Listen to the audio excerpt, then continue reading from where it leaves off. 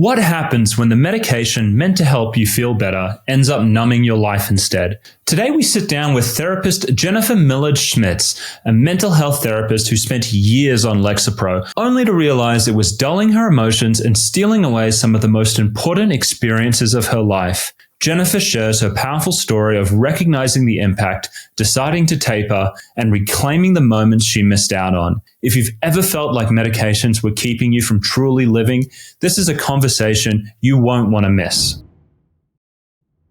Hi, I'm Dr. Josef Witt-Doerring. It is my pleasure to be joined by therapist Jen today. She's got a really interesting story.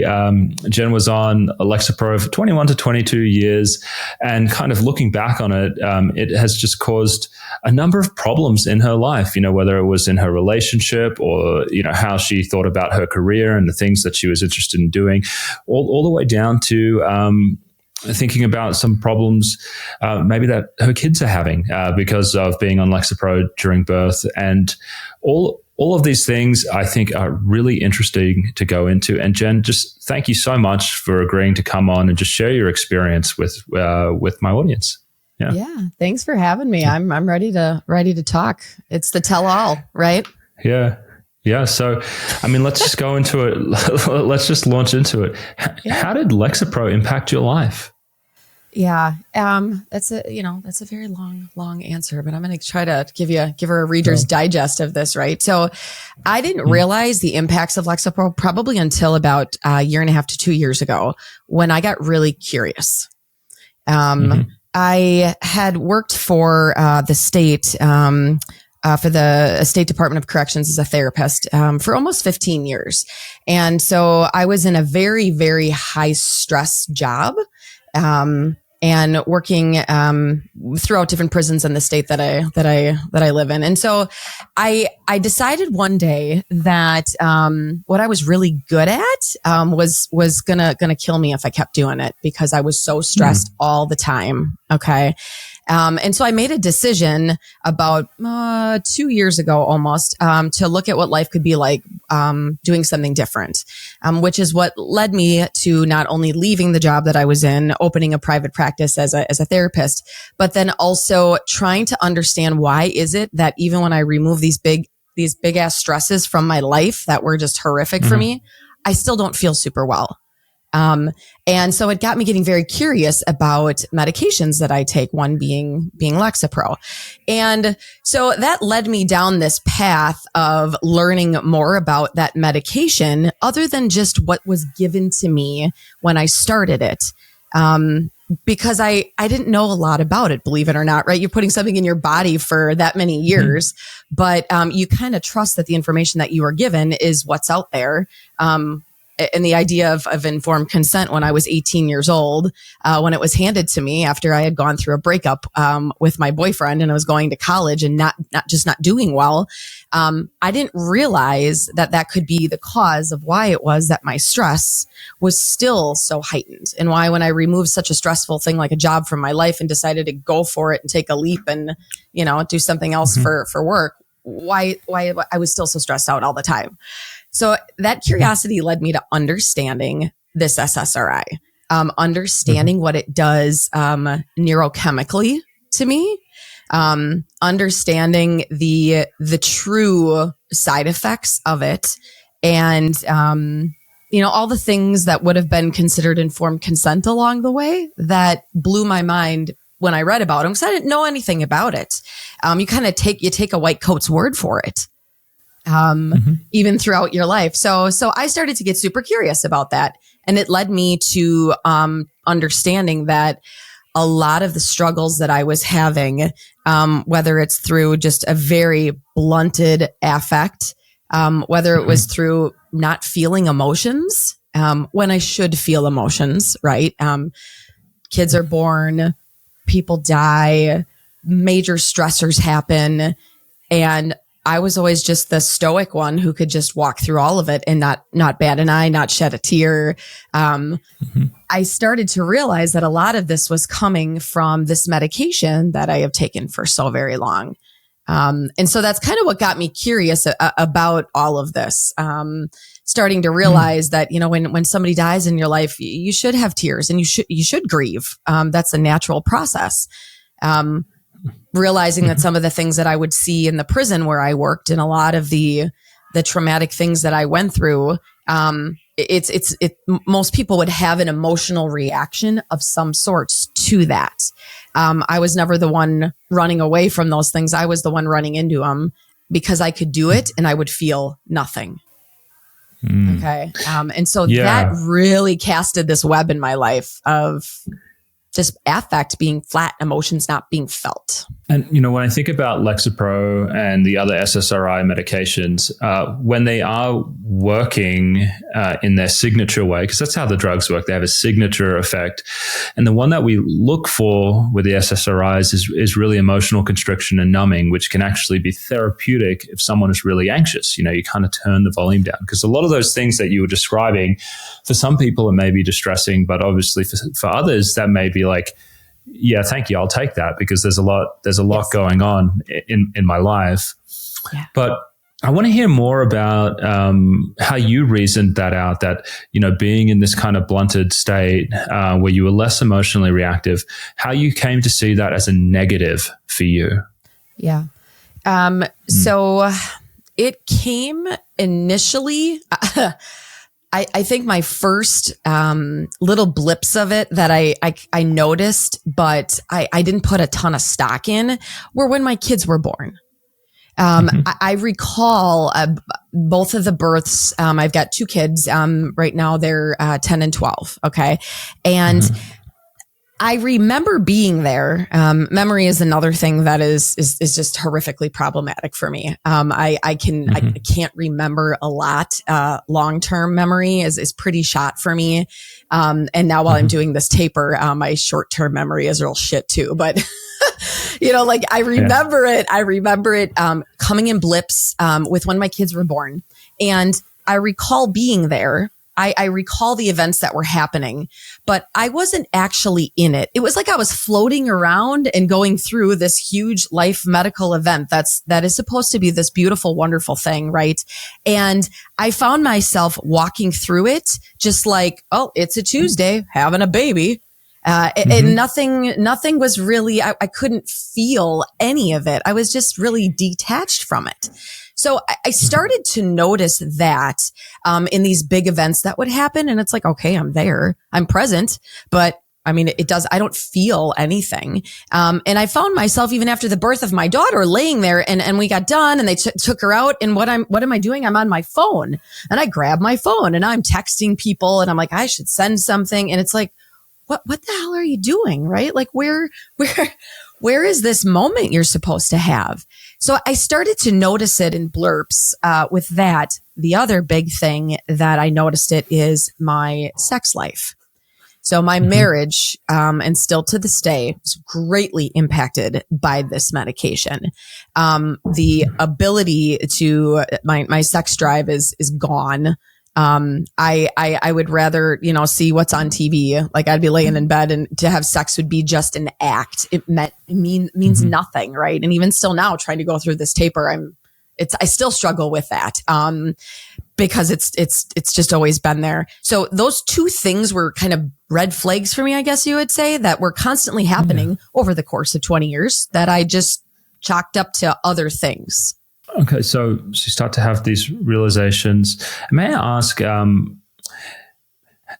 did the flatness affect relationships? Because that is something that I do hear people report. They some people on SSRIs, that they feel an emotional distance sometimes from others. And I'm curious, did you feel like being on the medication affected you in terms of your interpersonal relationships in any way, or maybe even your role as a therapist, connecting to people you're helping? Yeah.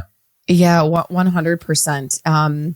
I believe this is kind of a strange, I think the universe put me in a place with where I started in my career. I'll start with the latter of the two. You're saying, within my career here.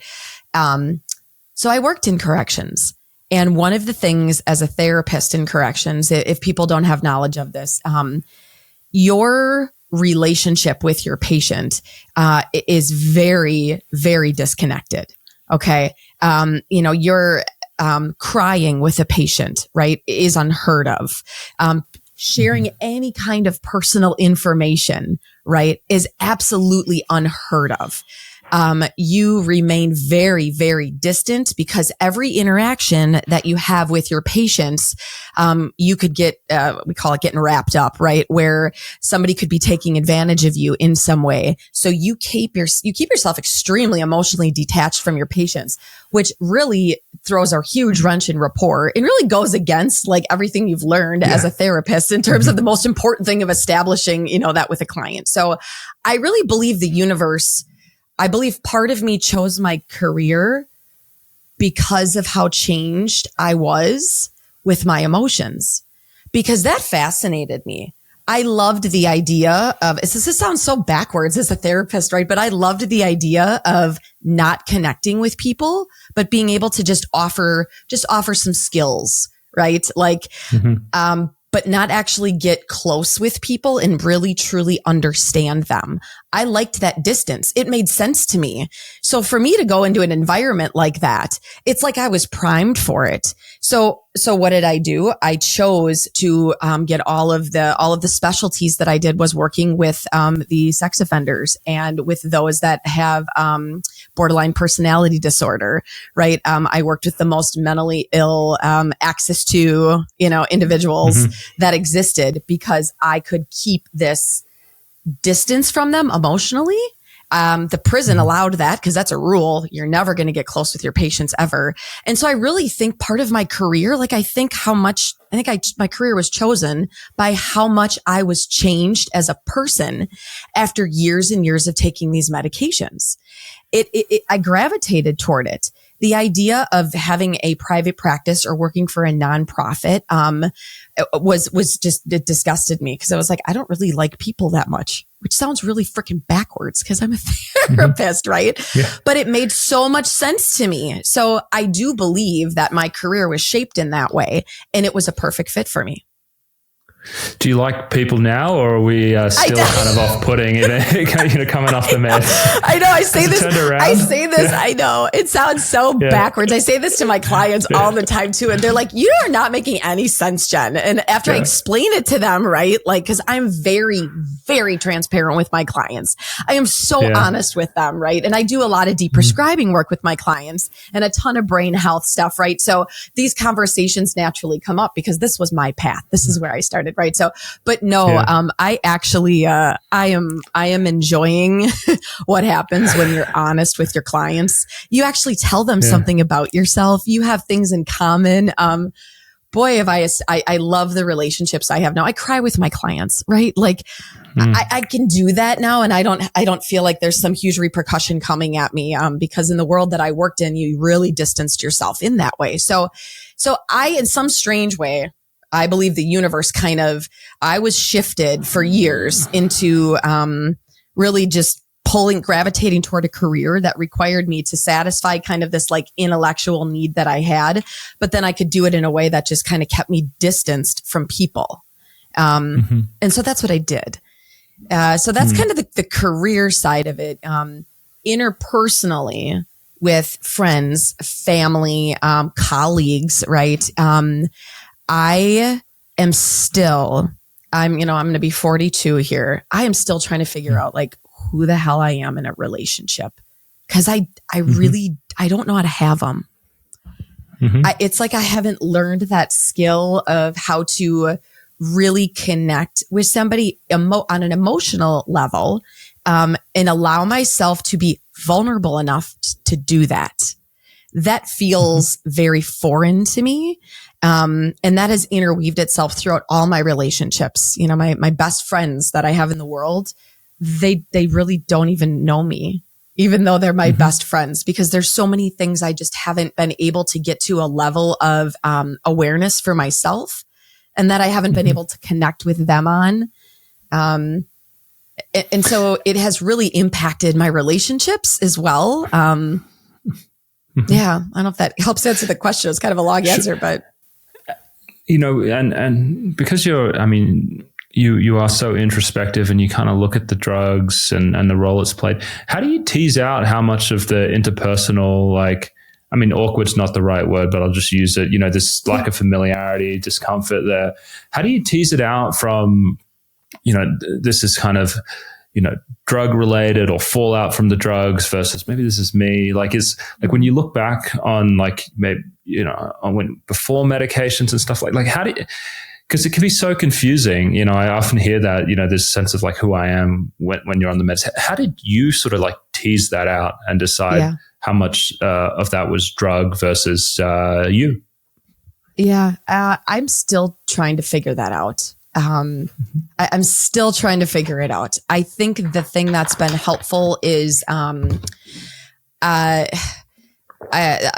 working on a hyperbolic taper right now, and I'm sure we'll talk a little bit about that. But something that has started to happen to me is I'm hitting those pockets where I can sit with somebody, whether it's with a friend of mine, my spouse, my kids, a colleague, and I can actually be 100% in the moment with them. I can feel it, right? Like in my body, I can start to feel that I'm almost having, which I do pretty frequently, right? Like I'll start to actually have like a physiological reaction, right? And I can feel in my gut, I can feel in my chest that I'm making some kind of a connection that I've never made before. And I think that feels really good, but whether or not that's genuinely me, I want to hope that it is, right? Because I want to hope that this is what relationships are supposed to frickin' feel like, right? Like I'm supposed to sit down with my children and be in the moment and feel the pain that they feel, or feel the joy that they feel, or feel the fear that they feel, and actually sit in it with them. There are pockets now where I get some of that, and I'm like, okay, I think that's it right there, because it's almost like feeling an emotion that I've never felt before. So it's really hard to know, though, is this genuinely me? Is this, a byproduct of slowly pulling this medication over time, right, out of my body? And my neurotransmitters are finally starting to do what they were meant to do.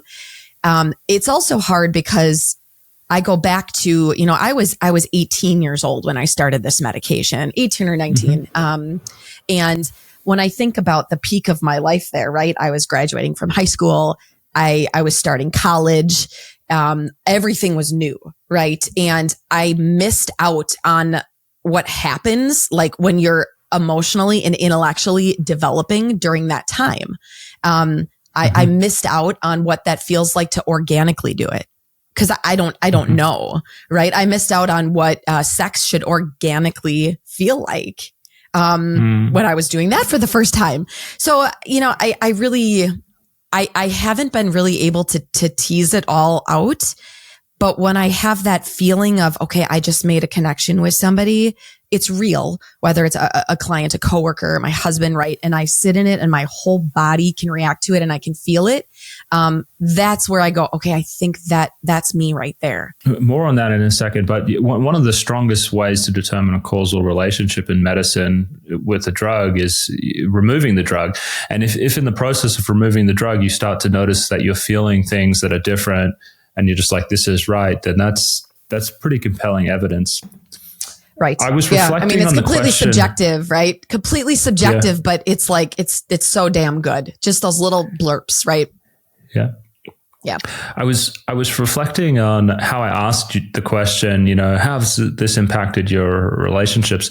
And it kind of almost leads in a way that it's going to be negative. But the more I thought about it, the more I'm thinking, when I think about people who go on medications and there is an amount of emotional blunting, sometimes that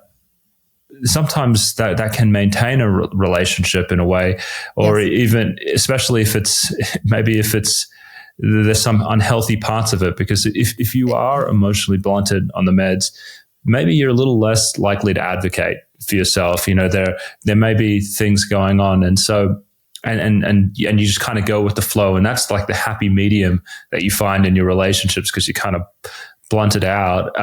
And so I wanted to ask you that, did you feel like you had any conflicts when you were coming off these meds because your emotions were coming online and maybe things were affecting you more, or you were more kind of assertive because you're feeling pain more. Yeah. I don't know if that was relevant for you at all, but no, if it is. you could speak to that. Yeah. Nope, I can. Something you said, is when I was kind of saying before about how I'm trying to figure out like who the hell I am. I defined myself by being that badass stoic person that could function through anything. My friends, my peer group, that's how I'm defined for them as well. So I've always had this ability to be in really crappy situations, and I can handle it so even keeled. In fact, that's what people come to me for. I am the friend that you're going to call when you need, you don't maybe necessarily need someone who's going to listen and who's going to just sit in your shoes and validate. I'm the person you're going to call when they're going to go, well, then let's take care of this. We're in problem solving mode because we're going to do X, Y, and Z, and it's going to be done. And it doesn't matter how painful it is because I'm going to make that happen for you. I'm the person that is called when that's what's needed, when emotions need to be removed out of it, when hard shit needs to be done, tough conversations need to happen, and you need somebody who's not emotional in them. I'm the girl that you call, right? So that actually became kind of part of who I am. It's kind of how I define myself. Like I have always been very unapologetic in that way. But I do believe that now, knowing what I know and what I'm going through, part of that is because of being so blunted. And you can throw someone who's blunted and flat into a real shit, high energy situation, and we're going to be able to negotiate the crisis completely flat and calm at all times, right? Because we're not feeling that, right? I mean, so, which again worked out really well when I was working in corrections, as a supervisor, was a supervisor for many years too. And, I was able to do that. So I think you touched on something when you said that, because that is very, very real. And so now we fast forward to me, starting to go through this taper, which, as of yesterday, I'm 1 year in yesterday, to what will be however long this taper is going to take me. And what I've had to do is educate my environment on what's happening to me, because people are scared. It's like, wait, who is that? Like I'm sitting here crying next to somebody and they're going, Jen, I've known you 20 years. I've never seen you shed one tear. Are you okay? Like, and I've had to educate even my kids, my spouse, my best friends, even some of my clients, on what's happening to me, because all of a sudden I do get emotional. Or I'm sitting at my son's baseball game, and this was very recent, like about a month ago, and the breeze was too damn breezy, because I'm outside and I'm having these reactions, right, to the sense of touch on my face, and I'm like, I got to get the hell out of here, like. And so people are scared by that. They don't understand it. They get worried by it. And it's like, Jen, what's wrong with you? And then I'll get the occasional, well, maybe you need to go back on your meds. Like you're really emotional. Or I'll have really down days. Right. And I'll have to, tell my spouse, like, I need you to just stick through this with me, because I'm going through withdrawal. And so it's this constant education, and advocating for yourself all the time, because my world that's very used to stoic, flat, emotionally blunted Jen starts to see this other side of it. And some people are, I don't want to say they're scared of it, but they don't understand what's happening to me. So there's a lot of like educating that I'm constantly doing with people, because they're like, what's wrong with you? Are you okay? Well, I mean, your personality is changing. And I mean, Peter Kramer coined the word, it was like cosmetic psychopharmacology. And it's like, you can use these drugs. These drugs do have personality changes. And it sounds like some of this drug was a part of this kind of stoic, badass, cool under pressure personality. And now it's like, wait, who is this person? And so they are adapting to it. Yeah. Yeah.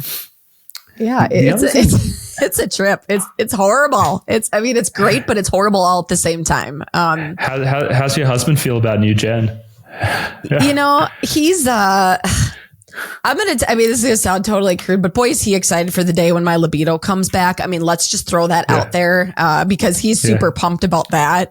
He's, but all jokes aside, I think he's, I've been with him for, oh God, see, here's where the memory comes in. We just had our anniversary. I want to say it was 16 years, that we've been married, but we've been together for, about, I don't know, 18 or 19 years.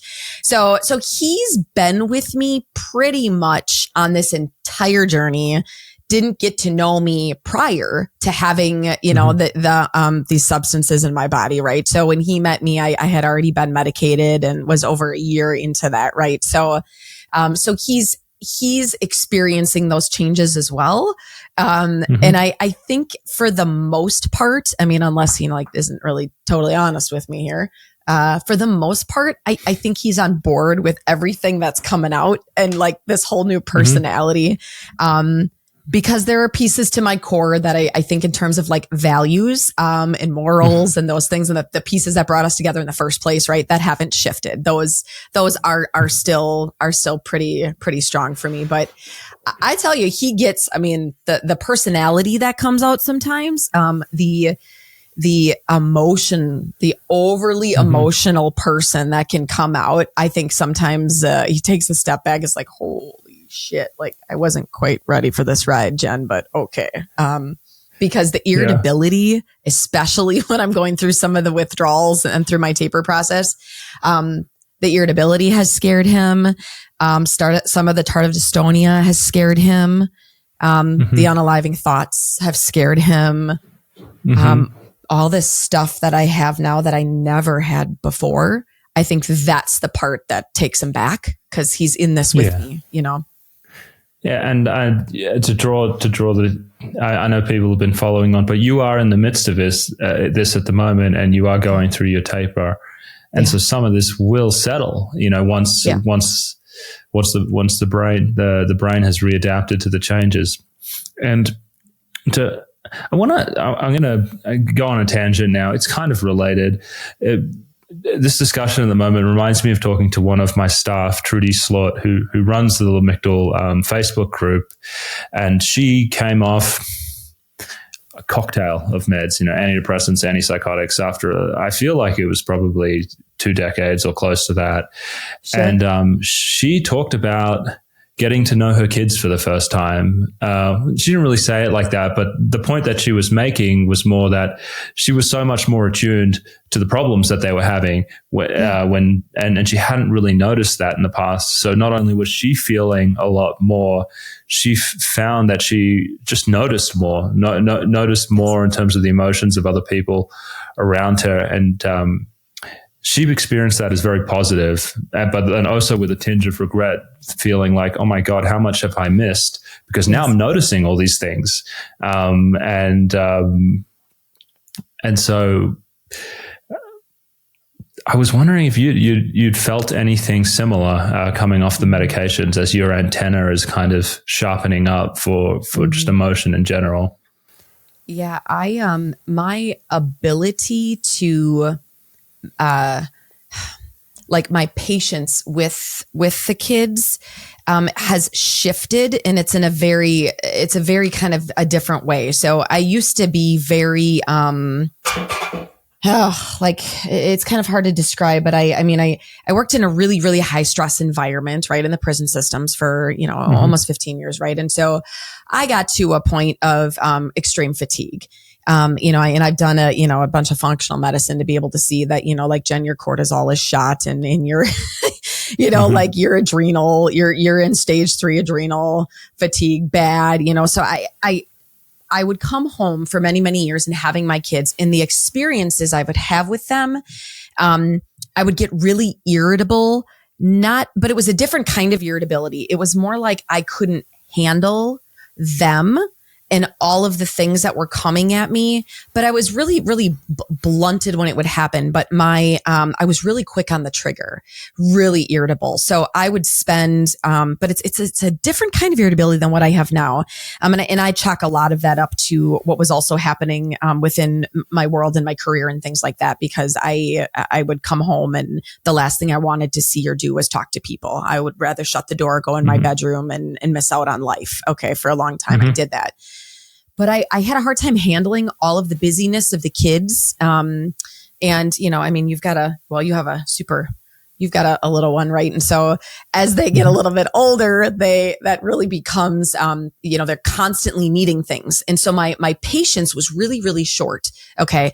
Now what I'm experiencing, and I would snap all the time, snap constantly, which is really interesting being on such a medication that flattens you so much. But I had very little tolerance for my children. Very little tolerance for them.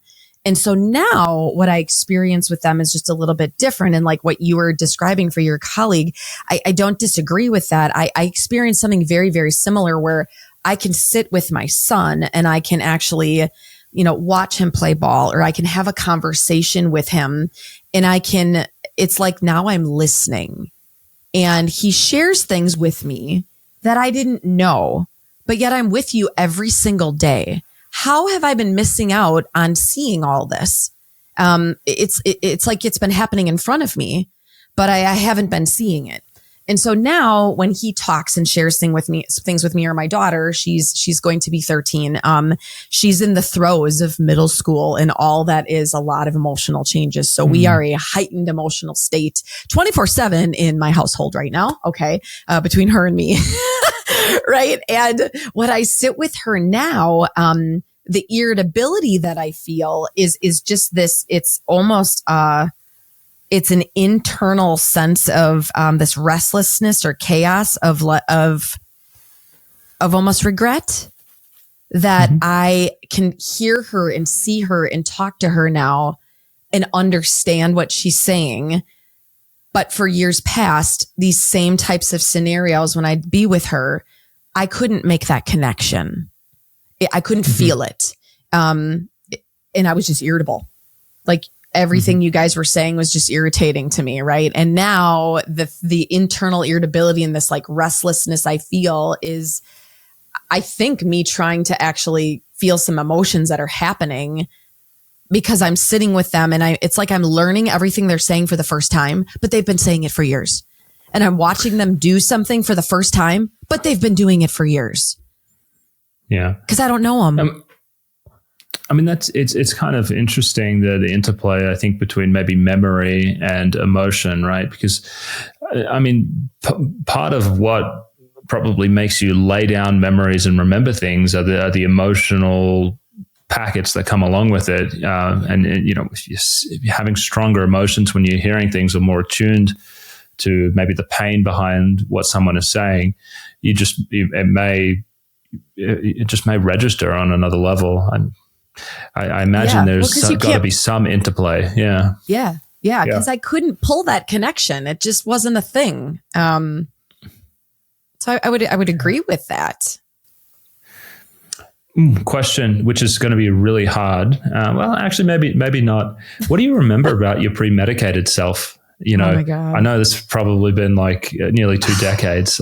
Yeah. Who was that person? So I've always, the first thing that popped to my mind when you asked that question, the first thing that comes to me was, I've always been a very blunt person. Okay. I'm gonna be a straight shooter. I'm very honest. I've always been the very, very candid, kind of unapologetic chick that's kind of just always been there. And that was even there before my pre-medicated self. So you're talking like high school for me, right? So, I mean, I was voted like most likely to tell somebody off when you do those senior awards, you do the votes, right? I was best dressed and most likely to tell someone off. Those were mine, right? Like, yeah. So I know my pre-medicated self had this component of being honest and being a straight shooter and being very truthful and saying, kind of calling things like they are. But I I remember somebody who was very emotional. I mean, I remember, and again, this was high school and middle school, right? When we're at like the peak of some of these emotional development pieces happening, right? So I remember being that person. I remember being really outgoing, super outgoing. I mean, I was friends with everybody, right? Except the people I told off that I didn't like, because I didn't have time for those people in my life, right? But I was very outgoing. I was always involved in stuff. I had lots of friend groups, all kinds, right? I mean, I hung with everybody, all the, from the nerds to the jocks to everything in between. I had a very big range of people that I enjoyed. I was very social. I worked a lot. I been working since I was probably about 12 or 13 years old. So I was always in sports. I was, always a perfectionist. My pre-medicated self was a very strong perfectionist, which is getting a little bit better as I've slowly, got a little older, because that shit takes you down if you live in that world all day long. But I remember that. I remember being able to have conversations with people and get emotional with them. I remember being able to cry with them. I remember I felt stronger. And I don't know quite how to describe that. And yes, it was over 20 years ago. So, but I remember feeling a lot stronger, but I could have emotions. When I went on my medications, it was very situational for me when I started Lexapro.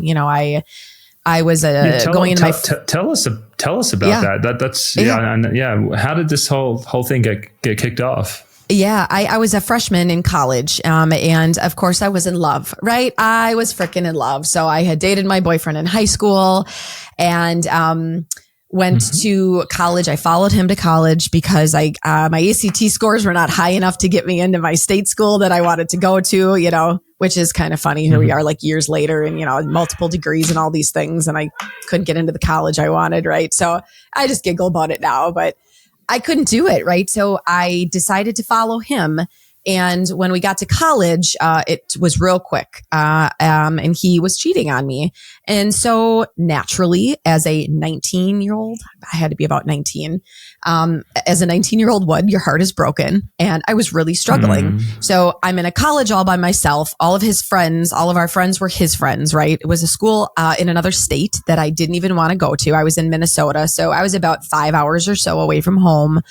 Had no way to get home unless I hopped a train, was separated from my family, my friends, right? And felt very isolated. So I ended up coming home on what would have been probably Thanksgiving break from school.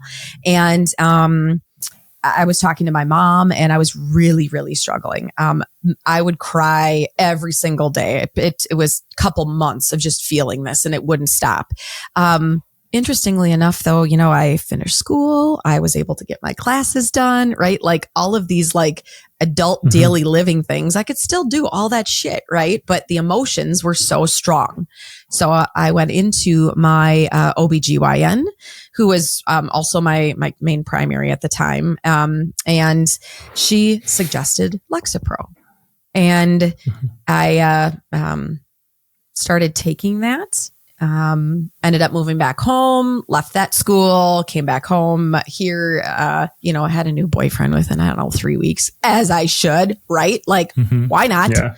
Like, it started doing the things 19-year-olds do, right?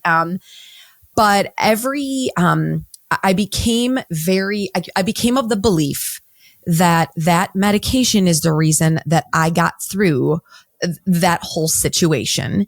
And I also became of the belief that, well, Jen, there's this chemical imbalance in your brain and that's very real. And so, therefore I remember very few things from that time, but I remember meeting with my OB and her explaining to me this chemical imbalance theory and why it is that I just don't produce enough serotonin and, having this discussion. And so my naive brain at the time, which knew nothing more at 19 went, let's do it.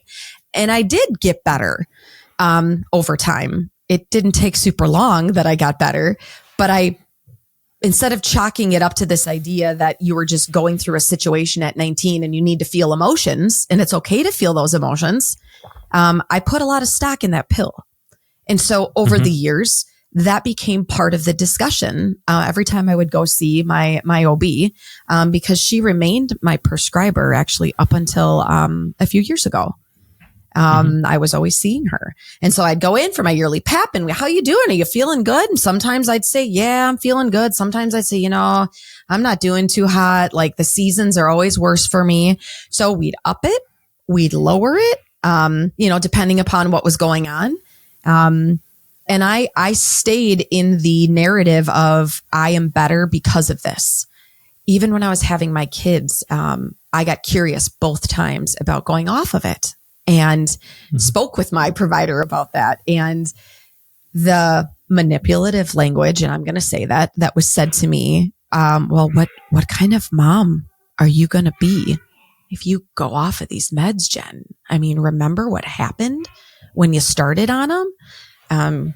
Remember what happens in the winter months when you get real down? Like you just think about that. And so I never went any farther with giving myself more informed consent. Truly, I did not. And I believed what was shared with me in these narratives that, well, yeah, you're going to be a shit mom. You're going to be a shit wife. So you got to stay on it. So I just stayed on it. Over the years, we switched, right? Like we'd go from Lexapro. I was on Celexa a couple times. No idea when that was or for how long. I can't remember. But it was a constant narrative that was very much so of the you have a chemical imbalance in your brain, and that is why you need this medication. And so that stayed with me for up until a couple of years ago, and I really started to go, why am I reading all this stuff about this idea that's actually a debunked theory, and what is happening, So it's just stayed with me as that thing that you always need, Jen, because remember what happened and it helped you. Yeah. Just while we're on the topic of pregnancy and all that, I know in our pre-interview communication, you had speculated to go, I wonder if, maybe some of the learning problems that my kids are having was due to them being exposed to the medications in utero. I was wondering, I know that's a sensitive topic, but I was just wondering if you could speak to coming to terms with that, what you noticed and how all of that comes into this.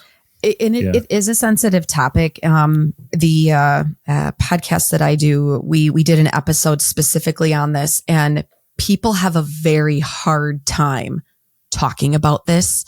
People have a very hard time coming to that truth that those medications in utero do and can impact your child. The hardest part I had issues with was the conversation had with me when I was told that can't happen. And I was told that by my prescriber. I was told, Jen, there is absolutely no research out there that shows that this medication is possibly going to impact your child in utero. That was stated straight to me. And I do recall those conversations because I had them twice. I've had 2 kids. I had them twice. And so it is a very hard thing for people to wrap their mind around because it does make you feel as though it's your fault as a mom and as a parent, right? And as anybody who could get on Google and start looking up articles on the fact that I was told is actually inaccurate. It's grossly inaccurate. And what's really more disturbing is that the research that's been out there on this has been out there way prior to 10 years ago when I had my kids, So, for me, that bothers me. And it's a hard topic to talk about, but I can be open with it because I've come to terms with, like radically accepting I can't change this, right? Like I'm going to bring my DBT shit in here and go, listen, I can't, this is something that I cannot change. And I have to turn my mind over and over and over. But my truth that I know is my daughter, she, after I had her, she was a tiny little peanut, and there was never she couldn't latch on to save her life. So she is a child that I had that I could never breastfeed. I was never able to make that connection with. In fact, she really, really struggled. She was a very lethargic child after she was born. And it all kind of made sense to me after I read a little bit more about it, because she was unable to do that. And I truly believe that was very real for her. So I never, one, was able to do that. She was never able to do that. Two, I never made that connection with my child to be able to breastfeed her. That never happened. So she was a bottle fed child, from the jump pretty much. And so her sluggishness, I do believe, is very likely tied, to the exposure that she had to the medications that I was taking. And that lasted a while. That wasn't just like, for the first 24 or 48 hours, right? It was a long haul of at least a month of this. And then we were like, I guess I can't breastfeed her. And multiple bottles, trying to figure out what kind of bottle to get her. I mean, she wouldn't latch onto anything. Right. So I had that with her. With my son, I didn't have that. However, we are seeing a lot of issues with learning, at a very young age with him, a very young age. And, I do attribute and believe that some of that can possibly be tied to, the medication that I was taking, because that's still part of his world now and something that we all as a family and he really struggles with. But lots of learning issues from a very young age on. So I think to answer your question, those are two. I mean, there are more pieces, like social emotional pieces that I question and all these some other developmental milestone pieces. Okay. That I do question, but those two pop for me as the most relevant for my kids. And I mean, these things, I think they're so, I mean, it really is impossible to know, the roles, because I mean, we're talking about, nervous system, the nervous system essentially maturing, this rapid period of nervous system growth in utero, and the effect of medications crossing in there, and I mean, gosh, who knows? I mean, who knows the types of effects? And it's totally how it was described to you was how I was taught, which is essentially, when there's a pregnant woman and she's on the medication, or she's thinking about having a kid, there's the risk of suicide, there's the risk of depression. And then there's that line. Yes. There is no evidence that shows that this causes any issues, but no one's really looking that hard at it. And so, but that's just it. The piece that's the hard part, right? The part that comes at us, right? Like even you in your position, right? Like the piece that came to you was more about the mental health part, right? And it was more about like the risk that can happen. And we don't need a mom who's suicidal, right? We don't need a mom who is overly depressed, right? Or really irritable or can't function, right? When they're pregnant or can't function as a mom, right? Like this is the stories that are told, right? Like I think back to this and I wish, what I do wish for that I never got, that now I give like crazy, even as a therapist, is this idea of informed consent. These risks, these benefits, these alternatives, right? Like risk, benefit, alternative. This comes out of my mouth like so many times almost. I mean, even if I'm going to do an intervention as simple as like some body positivity work with somebody, right? Like or some supplement discussions, right? For some of the brain health stuff I do, risk, benefit, alternative is this crazy discussion that comes out, and it's worth all of it. The patient needs all of it. As a mom, I needed all of it. Like I was not so frail that you couldn't have that conversation with me, even when I was 19 years old and so struggling with the loss of a boyfriend and my heart being broken. There's no reason why that tough discussion couldn't have been had with me in terms of, listen, here's the risks. Here's how it's going to help you. Here's other alternatives that you actually could consider, Jen. So it revolves often around this whole, well, what kind of mom are you going to be? What if unaliving thoughts come back? What if the mental health part of this is so horrific? But yet that's what the discussion is, right? That's what the conversation revolves around. The education revolves around, versus like the other pieces to it. It's like we can't have hard conversation. And people feel a lot less betrayed if they've made a informed decision, because there were so many gaps here. Right at the start, it should have been like, right even before you got on them, it's like, hey, if you get on this medication, one, they can be hard to stop. You might be coming off for a couple of years. You're a young woman. That may impact when you decide to have children, if you want to come off the medications at that time, and it may be destabilizing. That's the first thing that you should hear.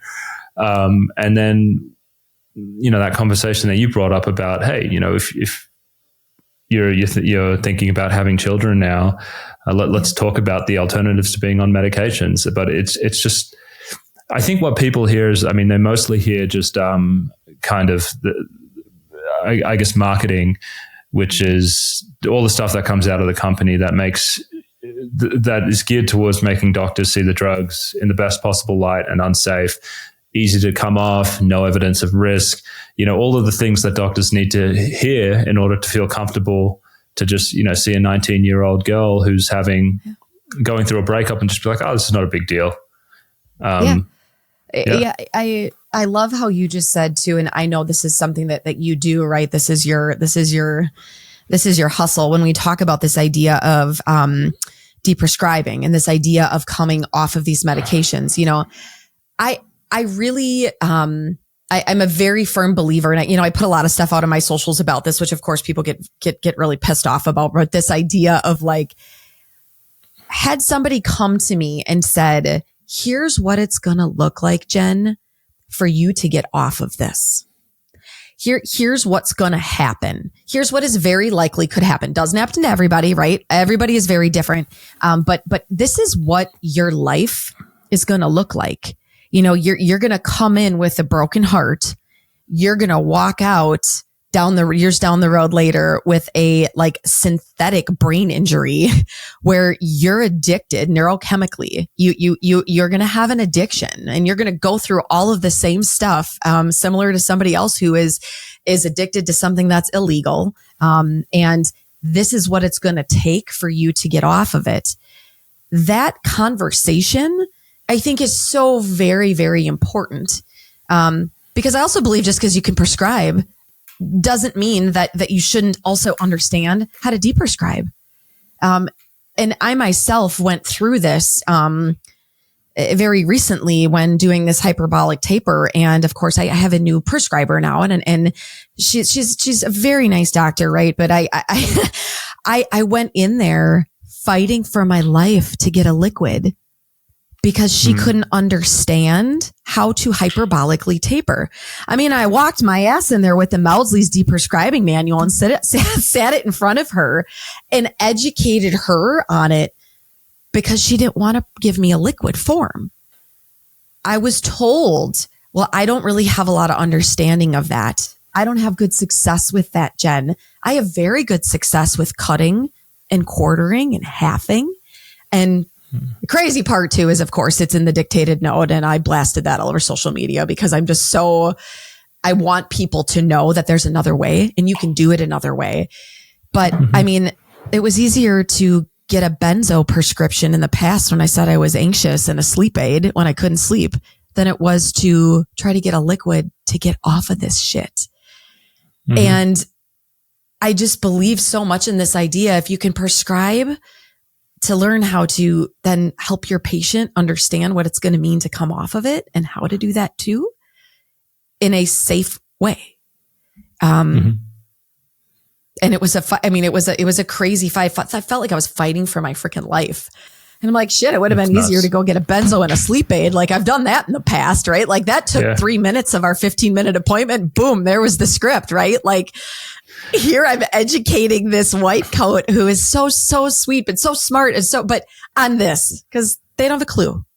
And I'm suffering because of it, because I can't cut pills anymore, because I'm having unaliving thoughts, lady. Like, this isn't going to work for me.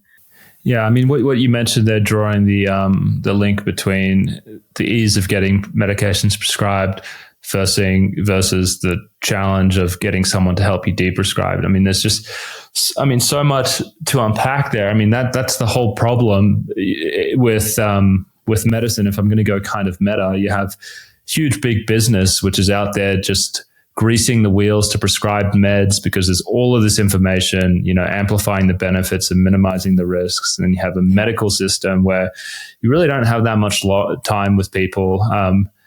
If you're using insurance, you might have like 15 minutes or something like that. Yep. And all of a sudden it's like, wait, what? You want me to use a liquid and I have to go to a compounding pharmacy and this is ratio and I have to call someone on the phone.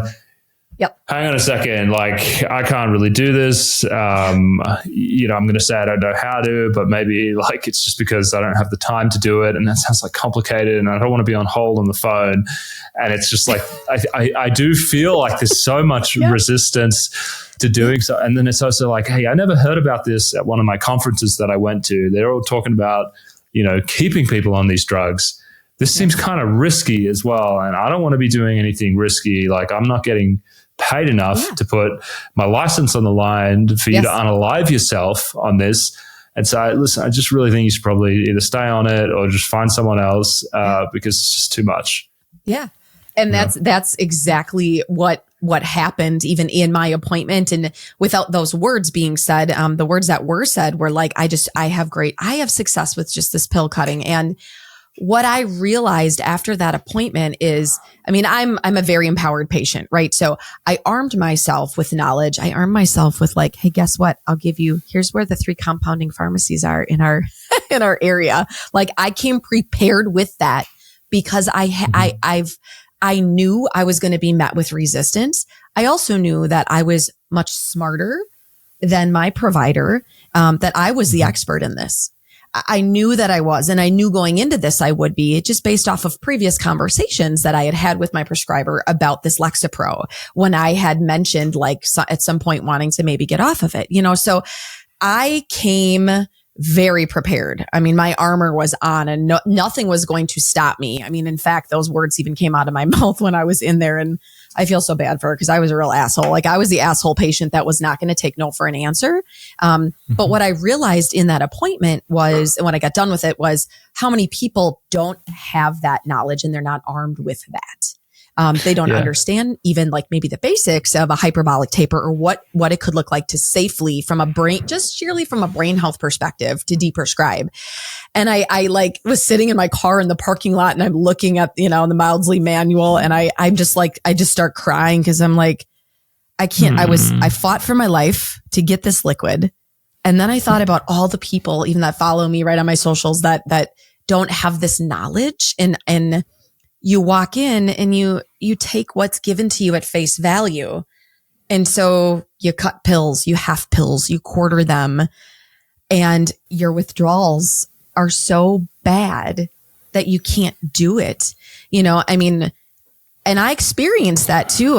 There were times I went too fast. There are times where I have to go off of that script of what it needs to look like, and going down 10% is too much, but I've spent so much time understanding this that it's hard to think about people that don't have that knowledge or that wherewithal or that voice.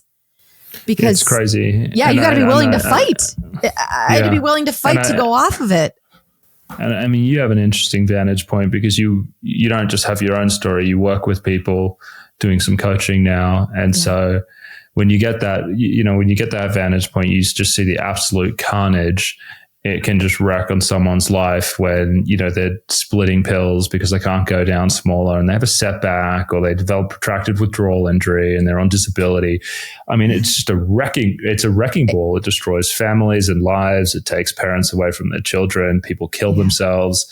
It's effed up. And so it's no small thing. Part of me is happy that you forced your doctor to do that because at least next time she sees someone who asks for the same thing, it'll be more familiar. So message to all the people out there listening, go be an a-hole. And at least your doctor will have the experience of doing it. Yeah. Arm yourself with just a little knowledge and you're going to be very surprised by how much more of an expert you are in it than the white coat. And that takes, it takes a lot of work. So like, I'm really tired, right? Like I'm exhausted. I'm a year into this taper, and it has not been an easy road, and I'm doing it in a very safe way, right? I'm doing it in a hyperbolic way. I actually went and did a bunch of functional medicine labs and neurotransmitter work prior to going off of this. So I prepped my brain for this, right? Doing a lot of amino acid work, some supplementation. I changed my lifestyle, right? Like I quit the shit job. I started doing yoga and meditation and really working on slowing down my mind and body. I completely changed my nutrition. I've cut caffeine out. I nurtured sleep like no other, right? These big, huge pillars of mental health that are so important. I started all of that like 6 months prior to my taper, and so I was armed a little bit more so, right? And had a little bit more resourcing, than maybe other people do, because I made all those lifestyle choices as well. I chose to do all of that. And so I can only imagine how my taper would be going too if I didn't have some of those freaking dialed in. Cause I think that they've saved me a bit. Think about like the work that it takes to learn this stuff. I'm thinking about everything that you've gone through. I mean, it's like going and doing like a master's. It's just crazy, what you have to do. Yeah. Well, therapist Jen, I'm trying to think. I've asked a whole lot of questions for you, and I want to hand it over to you now and see, what haven't we covered that you think is important? If there's something that we've left out, please bring it up. Yeah. Yeah. The only thing that I can think of, and it's kind of like my little, empowered shout out at the end is, something that I didn't, and it's such a simple concept. Something that I didn't really put a ton of stock in and understanding was you have events in your life that happen to you that are naturally going to impact you emotionally. Okay. Even our kids, right? They're in school and really struggling with focus and attention or acting out behaviorally, right? Or you're a teenager, right? And your heart gets broken, right? Or you're a 35 or 40-year-old married woman and you just find out that your husband's been cheating on you, right? Like you have these events that happen to you in your life. Okay. And one of the first things that our Western medicine does is we want to medicate them, right? And I tell people a lot, like, and it's going to sound like super cliche, but as a therapist, right? But this idea of like, we don't have to pathologize the shit out of everything. You can actually sit in things without medicating them. You can struggle and let yourself struggle, find other ways to try to get through those situations, right? Get through the struggles with your kids, help them get through that, get through the divorce, right? Get through the alcoholic husband that you have and you're trying so hard to maintain your marriage, but it's just so hard, right? Finding ways to either remove things from your life that you don't need that are going to take you down, the hard decisions that you have to make, but also letting yourself feel emotions and sit in them and not jump straight to medicating things. Okay. I'm going to have to jump in. I'm going to have to jump in on this because I'm so glad you brought it up because you talked about being really bought into this idea of having a chemical imbalance, and that links really closely to what you said about people pathologizing feelings. And gosh, isn't that just what we do, especially in the US in mental health? If you have these feelings, there's something wrong with your brain. And not too long ago. I'm talking about like the 80s before DSM-3, when we were still quite Freudian and doing psychoanalysis. These struggles, they meant something. Having pain after a breakup was meant to be something that you would work through. Being in a bad relationship and having emotions, these things, these bad feelings you had because your life was, you're having problems in your job and your life and your relationships, all of this stuff, up until the 80s, it meant something. It was an opportunity for growth. It was an opportunity to change things. And what you said is really highlighting that we pathologize them. They're things to extract out of our brains rather than challenges to endure, or things that kind of shape us as people. And, we overcome them and then our lives get better. And so thank you for bringing that up, because I think it's something we don't talk about enough. Yeah, I think the second part of that is it's good for people to understand that and think twice about that, because I think that matters. The other half of it then is I challenge people all the time to think about why you started on your medications. And I think it's just very personal for me because of my story. But, I wasn't somebody... I was situationally medicated. Okay. I was very, my situation itself was we threw a drug on it. Right. And I think there's a lot of people out there that are in that same situation. You've got things that happen in your life, and I just listed off, a few of those just terrible things that you can go through, right? Like even a loss, a death, right? And all these things. And instead I challenge people to go, if you're, think about the original reason why you started the medication. And then I want you to think about the idea that you as a person, as a living, breathing organism, okay, every single day that goes by, you are changing, okay? Who we are now is not who we were a week ago. It's actually not possible, okay? Who you and I are as we were 4 hours ago is not possible. We are ever changing, right? And so it's this idea of we medicate things, but then we don't put any stock in the fact that we actually have changed. Okay. Our bodies have changed. Our brains have changed. We are resourced. We have skills now, say 2 years later, that we didn't have when we started that medication. So it's this idea of we put so much stock in the med is the reason that we're better. But we don't put enough stock, in that narrative, right? But we don't put enough stock in this idea that like, I'm actually very different than I was 20 years ago when I started this med. So what the hell am I still medicating exactly? A broken heart?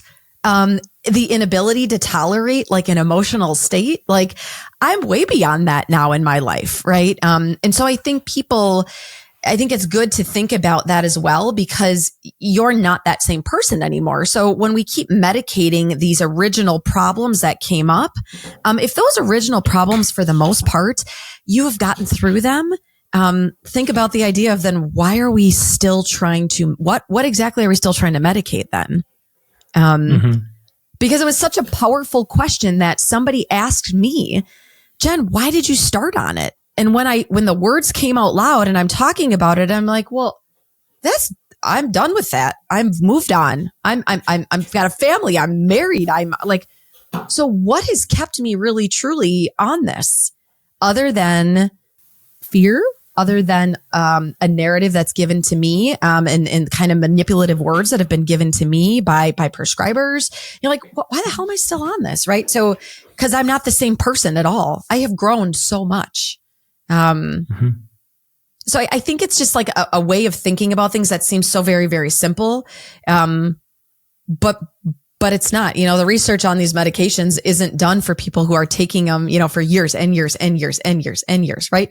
We're researching a handful of months and putting some studies out there. And I mean, you are on the back end of understanding what this looks like, right? And here I am years and years later, and many of us are out there, and it's like, what are you still medicating?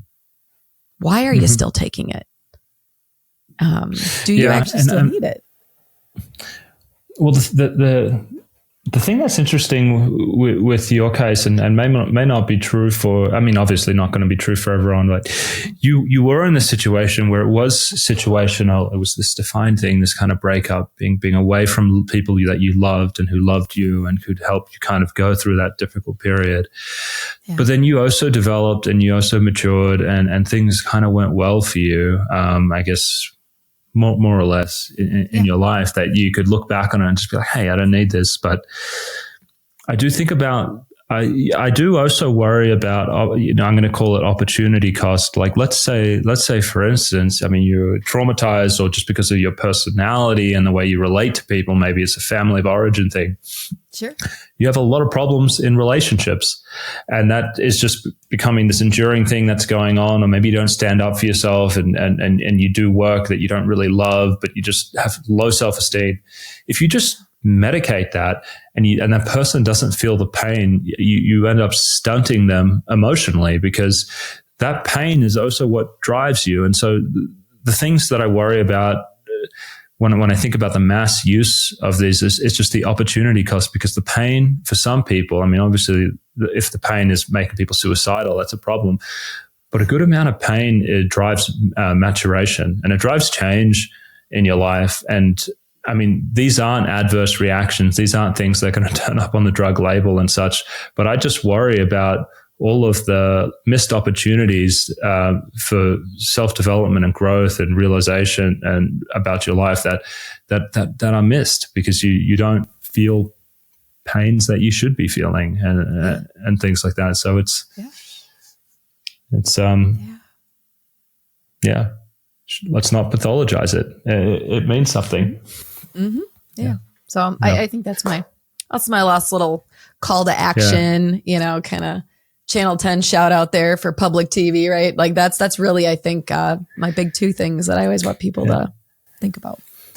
Therapist Jen, where can people find you on social media? Yeah. So there's a few different places. So I'm on Instagram at Therapist Jen with one N, right? I'm also on Instagram at the Gaslit Truth Podcast. Those are my two big spaces. And then I'm also on Facebook. Therapist Jen is where you can find me in pretty much everything. And I've got a YouTube page as well. So you could go on YouTube and find me there as well. So I've got my hands pretty much everywhere, but my biggest audience is Jen.Schmitz, and that's my TikTok. I probably get the most traction in my TikTok. So you can find me there as well. Okay. I'm kind of all over the place. Give the audience a flavor of the kind of content that you like to produce. Oh, yeah. So I'm very, I like to do things that are very challenging and that go against the grain, right? So if you come and find my stuff, you're going to see me talking a lot about, gaslighting, whether it's from big pharma, whether it's from big beauty, whether it's from big psychology. I will be the first to denounce the DSM and talk about all of these different books that are just ridden with conflicts of interest that we are required to utilize through insurance companies. You're going to get a flavor of somebody who's very, very bold and very honest. And I'm going to talk about things that I don't know. It seems like a lot of the communities like to fight against. You're going to see a lot of stuff on addiction. And I talk a lot about addiction and the neurochemical pieces of addiction and what that means. I do a lot of stuff on brain health. So you're going to see a lot of content of me talking about neurotransmitter pathways and, just talking about my story. You're also going to see a lot of content on deprescribing and hyperbolic tapering and what that looks like.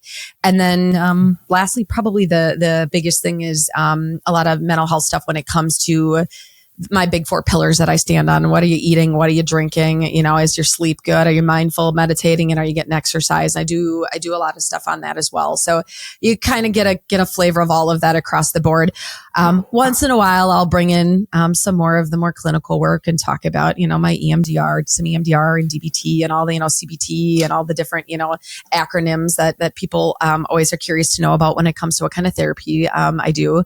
But it's kind of an array of stuff. And Jen, if people want to work with you, do they have to be in Wisconsin? Do you do coaching internationally? Yeah. What are the how do people work with you? Yeah. So lovely insurance companies are going to keep me from being able to see, anybody outside of the borders of the state of Wisconsin. So for me, most of my client base for therapy is in Wisconsin, but my coaching clients are vast all over the place. I've got people that are in other states. So that is a different story. So if you're ever wanting to do any like brain health work or any neural health coaching, some functional medicine work, right? That kind of stuff can be done there's no barriers to that one. So just short of me going and getting licensed in all these other states, which just seems like a ton of work, right? I do a lot of coaching work. And how do people contact you? What's your website and such? Yeah. So, So my website, you can find me at is Cardinal Point, cardinal like the bird, cardinalpointwi.com. That is probably my main space of where you can find me as a therapist. But on all of my socials, is where you can find it. It's all interlinked, right? So, you click on any of them and you're going to get to me. Therapist Jen, thank you so much for coming on and sharing your story with us. Thank you, Dr. Josef. I really appreciate you having me.